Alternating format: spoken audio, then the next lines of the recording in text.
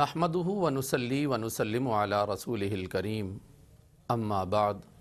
फ़अऊज़ु बिल्लाहि मिनश शैतानिर रजीम बिस्मिल्लाहिर रहमानिर रहीम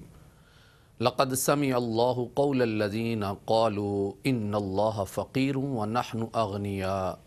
सदक़ल्लाहु मौलानल अज़ीम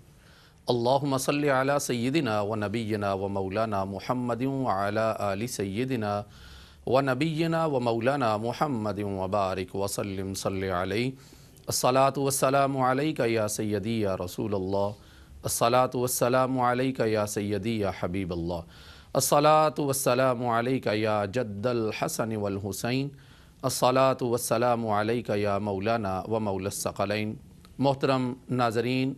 ARYQ TV की खुसूसी नशरियात शान सैयदना अबू बकर सिद्दीक़ रज़ी अल्लाह ताला अन्हो के साथ हम इन प्रोग्राम्स को जारी रखे हुए हैं और अल्हम्दुलिल्लाह हज़रत सैयदना अबू बकर सिद्दीक़ रज़ी अल्लाह ताला अन्हो जो ख़लीफ़ा अव्वल हैं और अमीरुल मुमिनीन हैं, ख़लीफ़तुल मुस्लिमीन हैं, नबी करीम अलैहिस्सलातु वस्सलाम के वफ़ादार साथियों में से आपका शुमार होता है। आपके हवाले से हमें ये एज़ाज़ हासिल हो रहा है कि ARYQ TV पर ये नशरियात हम सुनने सुनाने के लिए, समझने और समझाने के लिए एक दूसरे से मुखातिब हो रहे हैं। अल्लाह ताला ने कुरान करीम फ़ुरक़ान हमीद के अंदर इरशाद फरमाया, लक़द समिअल्लाहु क़ौलल्लज़ीना क़ालू इन्नल्लाहा फ़क़ीरुन व नहनु अग़निया। ये आया बैयिना किस मौका पर नाजिल हुई, आज हम इस हवाले से गुफ्तगू करेंगे। इस आया बैयिना का तर्जुमा यह है कि बेशक अल्लाह ने सुन लिया उन लोगों की बात को जिन्होंने कहा अल्लाह मोहताज है और हम गनी हैं।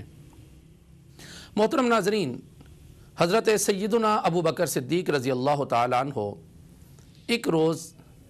तबलीग़ इस्लाम और तालीमात इस्लाम की गर्ज़ से दावत दीनिया देने के लिए एक मरतबा यहूदियों के कनीसा में तशरीफ़ ले जाते हैं और वहाँ उनके बड़े बड़े लोग बैठे होते हैं, जैसे हुई बिन अख्तब थे, का बिन अशरफ था, ये लोग वहाँ बैठे थे और वहाँ उनका एक पादरी भी बैठा हुआ था, फ़नहास बिन अज़ूरा। हज़रत सय्यदना अबू बकर सिद्दीक़ रज़ी अल्लाह ताला अन्हो ने उसको दावत दी कि ईमान कबूल कर लो, इस्लाम ले आओ और अल्लाह रब्बुल आलमीन की ज़ात पर ईमान लाओ, नबी करीम सल्लल्लाहु अलैहि वसल्लम को ख़ातमुन नबिय्यीन मान कर और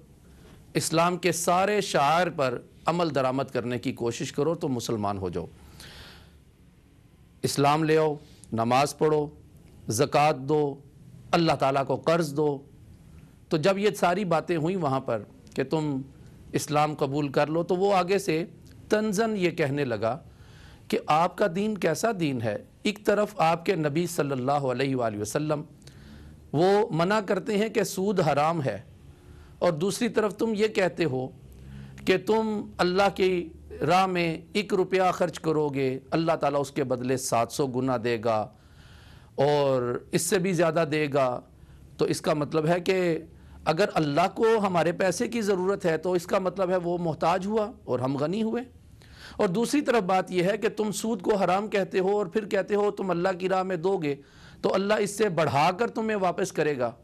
तो मैं ऐसा इस्लाम कैसे कबूल कर सकता हूँ, मैं इस बात को नहीं मान सकता। तो जब नबी करीम सल्लल्लाहु अलैहि वसल्लम के बारे में उसने यूँ बात की और कहा कि अल्लाह मोहताज है, अल्लाह ताला की ज़ात के बारे में उसने हर्जा सराई की और कहा कि हम गनी हैं, जो कर्ज़ देने वाला होता है वो कर्ज़ लेने वाले से अफजल होता है, आला होता है। तो अगर हम अल्लाह को कर्ज़ देंगे तो इसका मतलब है कि हम बड़े हुए। अल्लाह रब्बुल आलमीन की ज़ात के बारे में जब उसने हर्जा सराई की तो आशिक मुस्तफ़ा,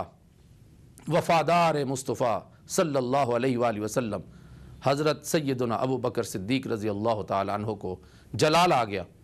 और उन्होंने उसके मुंह पर एक ज़ोरदार थप्पड़ मारा। जब वो इस हालत में हुआ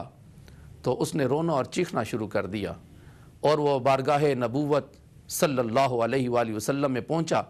हज़रत अबू बकर सिद्दीक़ रज़ी अल्लाह ताला अन्हो की शिकायत लगाई कि इसने मुझे खामखा में थप्पड़ मारा है और बात ना बताई कि असल बात क्या थी, किस वजह से इसने मुझे मारा है। असल बात वो छुपा गया और छुपाने के बाद वो कहने लगा, या रसूलल्लाह सल्लल्लाहु अलैहि वसल्लम, ए मोहम्मद, इसने मुझे मारा है اور اس نے مجھے ناجائز مارا ہے، ناحق مارا ہے۔ حضرت ابو بکر صدیق رضی اللہ تعالیٰ عنہ بھی پیچھے پیچھے تشریف لے آئے۔ جب آپ وہاں پہنچے بارگاہ رسالت مآب صلی اللہ علیہ وآلہ وسلم میں، تو نبی کریم علیہ السلام نے پوچھا ابو بکر بتاؤ کیا واقعہ ہوا؟ حضرت سیدنا ابو بکر صدیق رضی اللہ تعالیٰ عنہ فرمانے لگے، عرض کرنے لگے یا رسول اللہ صلی اللہ علیہ وآلہ وسلم، کہا کہ اس بندے کو میں نے دعوت اسلام دی تھی اور اس نے آگے سے مذاق اڑایا اور اس نے اللہ تعالیٰ کی بارگاہ میں توہین آمیز لہجہ اپنایا، تو یا رسول اللہ میرا ایمان جذبے میں آ گیا اور میں اپنے جذبات پر قابو نہ رکھ سکا، میں نے اس کو تھپڑ مار دیا۔ نبی پاک صلی اللہ علیہ وآلہ وسلم نے کہا ابو بکر تمہارے پاس اس بات کا کوئی گواہ ہے کہ جو بات تم کہہ رہے ہو وہ سچ ہے؟ اس وقت حضرت ابو بکر صدیق رضی اللہ تعالیٰ عنہ کے پاس کوئی گواہ نہیں تھا، آپ خاموش ہو گئے۔ لیکن اللہ تعالیٰ نے اس وقت جبریل امین کو بھیجا اور اللہ تعالیٰ نے نبی کریم علیہ السلام پر یہ آیہ بینہ نازل فرمائی، لَقَدْ سَمِعَ اللَّهُ قَوْلَ الَّذِينَ قَالُوا إِنَّ اللَّهَ فَقِيرٌ وَنَحْنُ أَغْنِيَاءُ، بے شک اللہ نے سن لیا ان لوگوں کی بات کو جنہوں نے کہا کہ اللہ تو محتاج ہے اور ہم غنی ہیں۔ جب اللہ تعالیٰ نے یہ آیہ بینہ نازل کی تو قرآن کریم نے حضرت ابو بکر صدیق رضی اللہ تعالیٰ عنہ کی تصدیق کر دی۔ سامعین جی وقار، حضرت سیدنا ابو بکر صدیق رضی اللہ تعالیٰ عنہ تو وہ ہستی ہیں جنہوں نے اپنا جان، مال، گھر بار سب کچھ اسلام پر لٹایا، خرچ کیا۔ رسول کریم صلی اللہ علیہ وآلہ وسلم کی بارگاہ میں آپ کا عشق انتہا پر تھا اور آپ کی محبت اور آپ کی اطاعت گزاری میں اس طرح وہ لپٹے ہوئے تھے اور منہمک تھے کہ آپ کو نبی کریم صلی اللہ علیہ وآلہ وسلم کے چہرے سے نظر ہٹانا بھی اچھا نہیں معلوم ہوتا تھا۔ آپ اس قدر پیار اور محبت کرنے والے تھے، اور کیوں نہ ہوتے، خلیفۃ المسلمین تھے۔ امیر المومنین کی شان پھر یہی ہوتی ہے کہ نبی کریم صلی اللہ علیہ وآلہ وسلم نے ان کو اپنی نگاہوں سے پالا تھا، اپنی نگاہوں سے ان کی پرورش کی تھی۔ حضرت سیدنا ابو بکر صدیق رضی اللہ تعالیٰ عنہ کی حوالے سے میں یہ بات بھی عرض کرتا چلوں، ایک روز نبی پاک صلی اللہ علیہ وسلم قباء تشریف لے گئے اور آپ صلی اللہ علیہ وآلہ وسلم کی واپسی میں تھوڑی تاخیر ہو گئی تو ابو بکر صدیق رضی اللہ تعالیٰ عنہ نے نماز پڑھانا شروع کر دی۔ جب آپ نے نماز پڑھانا شروع کی تو نبی کریم صلی اللہ علیہ وآلہ وسلم اتنی دیر میں ہی تشریف فرما ہو گئے۔ تو صحابہ کرام نے، جن کو احساس ہو گیا کہ رسول کریم علیہ السلام تشریف فرما ہو چکے ہیں، تو صحابہ کرام نے تصفیق کرنا شروع کر دی۔ تصفیق کا مطلب ہے کہ اپنے دائیں ہاتھ کو اپنے بائیں ہاتھ پر مارنا شروع کیا، اور اس کا مطلب یہ تھا کہ ابو بکر صدیق کو آگاہ کیا جائے کہ رسول کریم صلی اللہ علیہ وآلہ وسلم تشریف فرما ہو چکے ہیں۔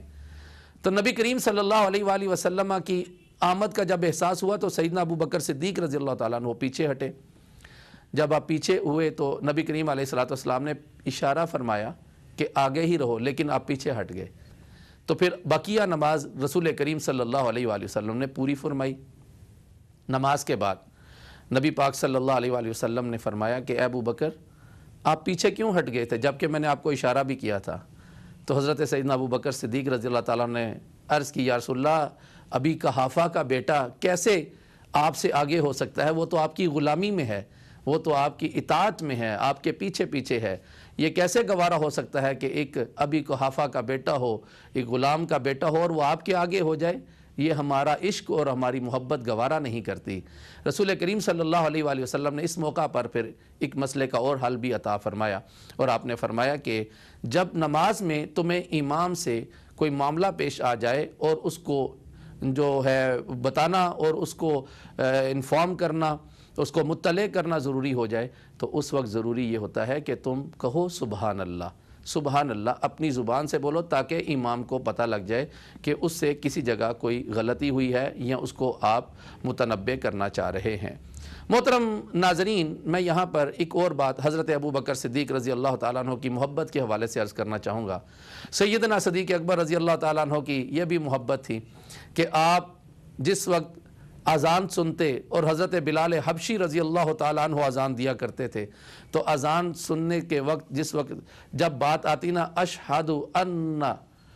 محمد رسول اللہ صلی اللہ علیہ وسلم پر جب بات آتی تو حضرت ابو بکر صدیق رضی اللہ تعالیٰ عنہ اپنے دونوں ہاتھوں کے انگوٹھے چوم لیا کرتے تھے۔